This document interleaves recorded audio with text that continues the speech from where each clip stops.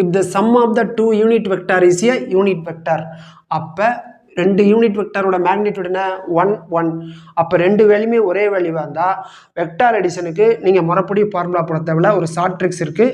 2a cos theta by 2 இதான் formula equal to resultant அப்ப resultant என்னது அது யூனிட் வெக்டார் தான் அதோட மேக்னிடியூட் என்ன 1 அந்த 2 வெக்டார் ஈக்குவல் மேக்னிடியூட் ஏனா யூனிட் வெக்டாரோட மேக்னிடியூட் 1 தான் அந்த 1 இங்க போடுங்க அப்ப 2 * 1 2 அப்ப 2 cos theta by 2 equal to என்னது 1 அப்ப cos theta by 2 equal to அளவு 2 இந்த சைடு போடுமா 1/2 அப்புறம் cos theta by 2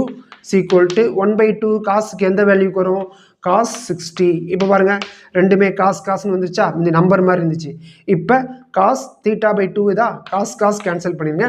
அப்ப theta equal to 2 இந்த சைடு வருமா அப்ப theta equal to எவ்வளவு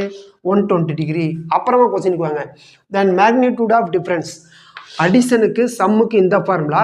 டிஃபரன்ஸ்க்கு 2a sin theta by 2 அந்த யூனிட் வெக்டர் திரும்பி என்னது 1 தானே 2 * 1 1 அப்ப sin theta by 2 என்னன்னு கேட்டிருக்காங்க ஓகேங்களா அப்ப 2 sin theta எவ்வளவு 120